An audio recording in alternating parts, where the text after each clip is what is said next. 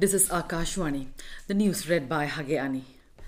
President Draupadi Murmu has said that visually impaired people do not require sympathy but an equal opportunity in the field of education and job for their empowerment.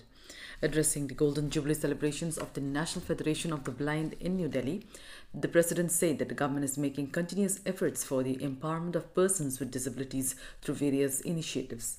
She said providing a dignified life to persons with disabilities is the responsibility of the entire society.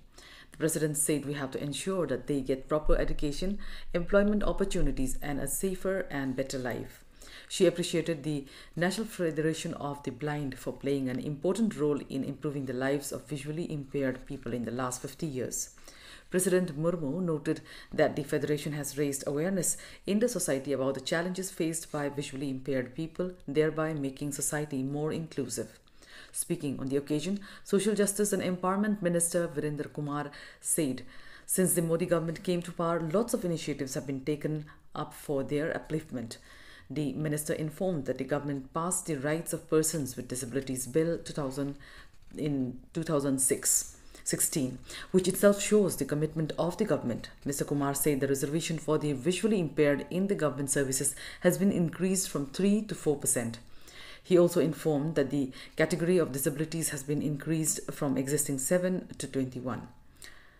The centre has imposed restrictions on the import of laptops, tablets and personal computers today with immediate effect. In a notification, the government stated that the import of these items would be allowed against a valid license for restricted imports. However, exemption from the import licensing requirement is provided for the import of one laptop, tablet and all-in-one personal computer, including those purchased from e-commerce portals through post or courier. An exemption is also provided up to 20 items per consignment for research and development, testing, repair and return, and also where the item is an essential part of a capital good.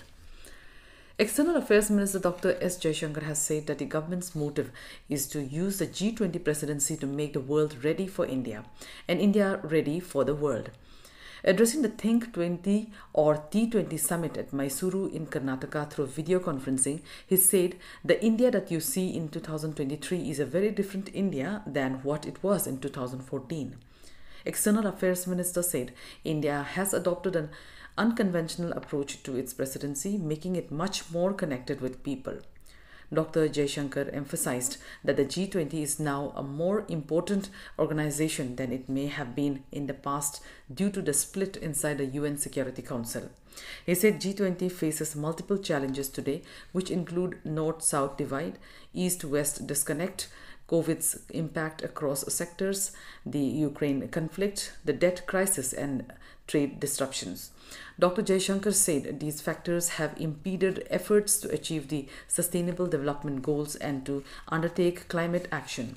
The T20 is an official engagement group of the G20 and serves as an ideas bank for the G20 by bringing together think tanks and high-level experts to deliberate on relevant policy issues.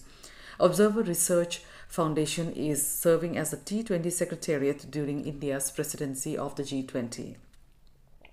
The Allahabad High Court has dismissed the Anjuman Mosque Committee's petition challenging the Archaeological Survey of India survey of the Gyanvapi Mosque complex in Varanasi, Uttar Pradesh.